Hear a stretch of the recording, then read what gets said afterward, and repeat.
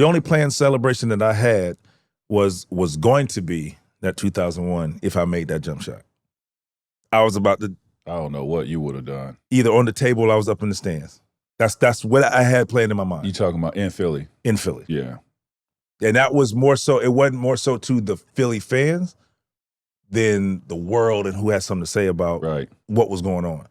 That was the one time that I know for a fact I said, when this shot goes in, one or two things. I'm either going to jump on the table, the scores table right by the bench, or I'm going in the stands, like up the steps right there. I'm glad you said that. Thank you for leading into this right here, because we all want to know. That was 2001, right? What you speaking on. The year prior, you was going through some shit. I don't know what it was, because you grew your hair out. You had the nappy hair, right? The buckshots. Olympics. In the Olympics. I don't know what you was going through, but elaborate on that. Why you grew your hair? Bro, you ain't never grow your hair out like that. And then the dunk on Frederick Weiss.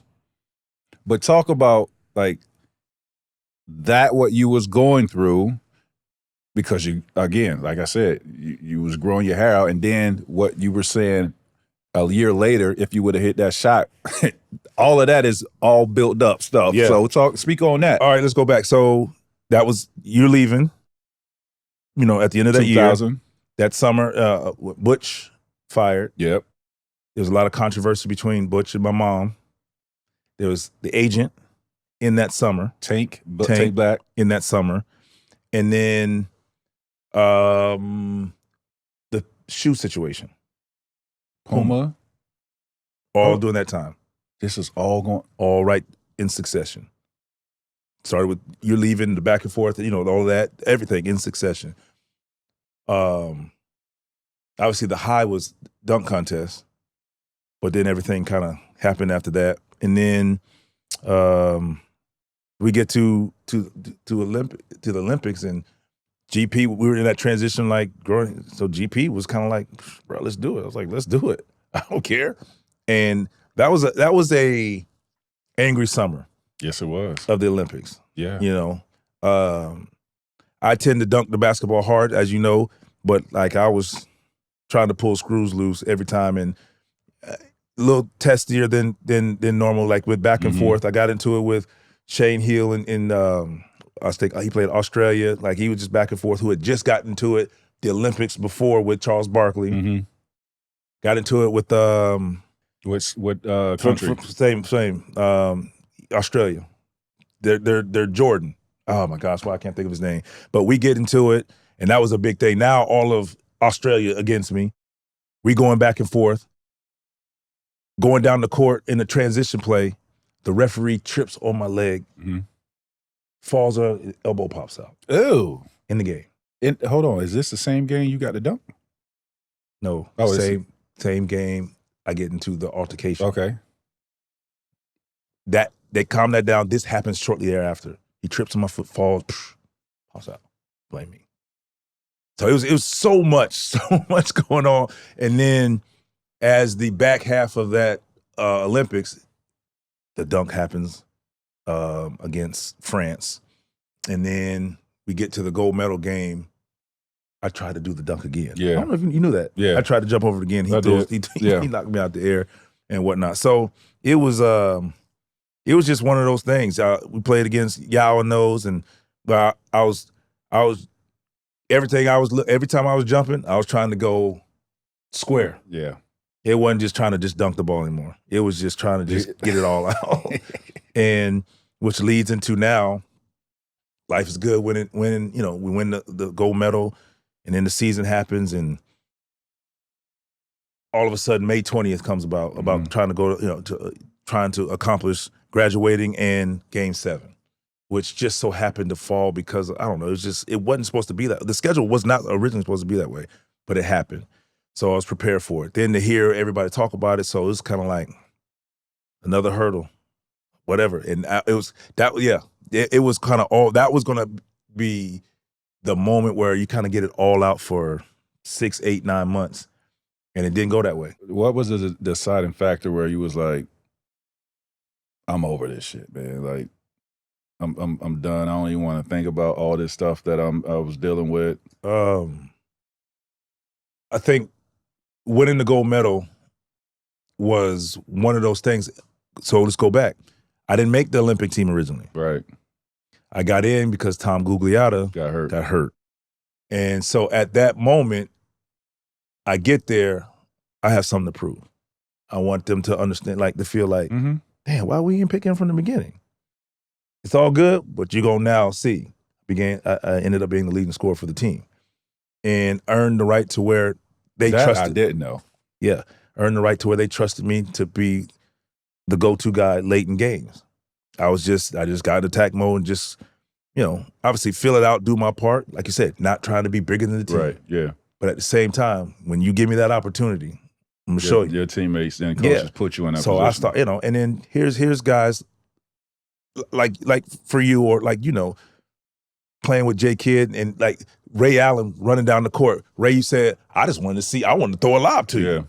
Yeah. So I knew every time somebody had the ball, whether it was Tim Hardaway or Gary Payton or Ray, Allen Houston, J Kidd, they trying to throw that lob. Yeah. Or even it got to be Zoe or Sharif or McDice. Like, bro, I'm gonna throw you a lob because it's good conversation. So I'm running the floor. Like, we played the select team. I was 10 for 10 in that game. 8 dunks. I was about to say, I was just trying to go for it. Like, I was just trying to, so it was just kind of just to get lost in it, get it all out, and get to the championship game and to win it, and which led into obviously Puerto Rico, getting that opportunity to potentially do it again. But I just once we won it, it's kind of like, man, I don't care about none of this, man. I'm gonna hoop. Just want to hoop. That's it. That's what I'm here for. Just want to hoop. And it's always been that way. Yeah. Regardless, and we get crossroads where we have decisions to make. We get crossroads where we have to pick a side or choose a side or make a decision on what we want to say or how we're gonna go about it. Like that's bad. But like, at the end of the day, it's always been and always has been basketball, bro. Yeah. I worked too hard to get there. For sure. I wanted to be there. No doubt. And obviously we want to win championships. We want to be the best. When I walked away from the game, the thing, and I think I would love to hear what your thoughts were. When I walked away from the game, I want to say I satisfied my hunger and desire of being a player from the time I picked up a basketball to the time I was a senior in high school, trying to navigate where I can go for the best opportunity to get to the league. Then to get there and to say, I'm here and I ain't going back. Yeah. Like that's what, so when I walked away from the game, like I played the game, like, and I want to be clear, for a long time, and even hearing people say about it, it's like, he stayed 5 years too long and he could have been this, and I didn't care about what that final point per game. Like, I get it. It's for conversations, and that's what it is, and that's you make it to the Hall of Fame, and which room you go in, I get it. But I got that jacket. Yeah. I got it. Yeah. And I played because I love playing, bro. I love playing basketball. You used to say, like, you used to even tell me, bro, you 42. Well, you said it for like 3 years, but you're in your 40s. Why? Yeah. I still love playing.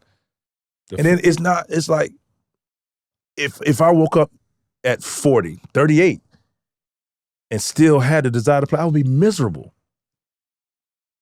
Until I hit 43. Yeah, exactly. You got to empty the tank. Yeah, like, and for you, like, that's what I'm saying. Like, were you satisfied? I get it, injuries, and I was blessed, like I was able to walk away from the game. Everybody can't say that. Yeah. So for me, it was, again, my story is a little bit different because I had microfracture surgery. And when you have that, it's like, you're not going to be who you were before that surgery. Yeah. You're not going to be that player.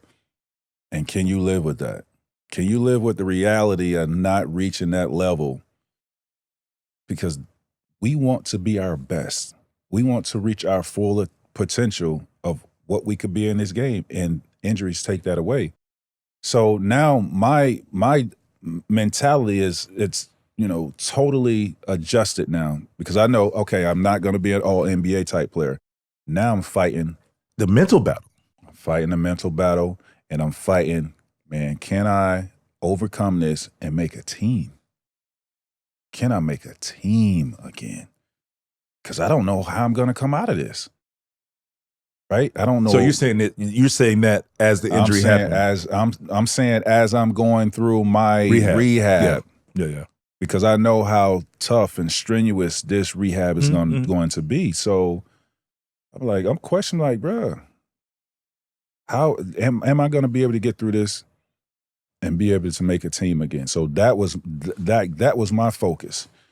And going on that journey was tough, man. But I found a lot about myself going through that journey, though, in terms of, like, I already knew I was mentally strong. But when you got to sit in the bed for 8 hours in a machine. I remember that. I had to do that on my knee. For 8 weeks, my dog. For 8 weeks, that is challenging. And then you're not pain-free for like a year and a half, 2 years.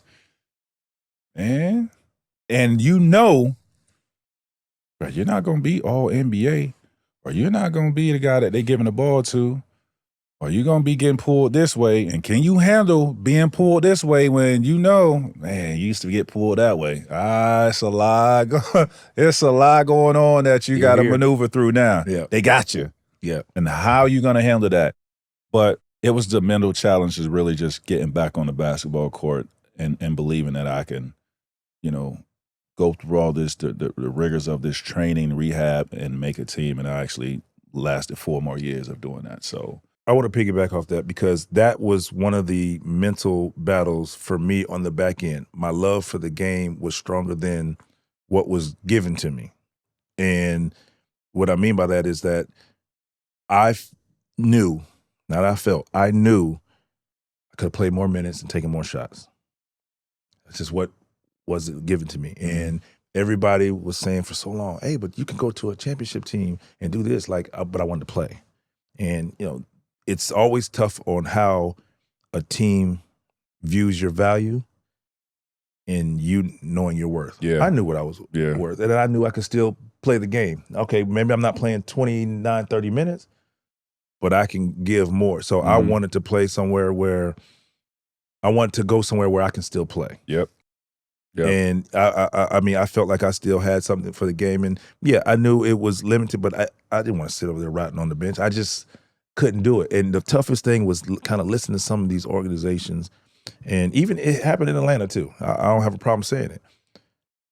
Especially my last year, they didn't want me to play much because they wanted to see what they had with other guys. I was like, well, that's what practices and training camp for. That's what happened to me. That's what it's for. And if a young fella beat me out, he beats me out. Don't just assume, and just don't just like, let me go out there or earn it or lose it.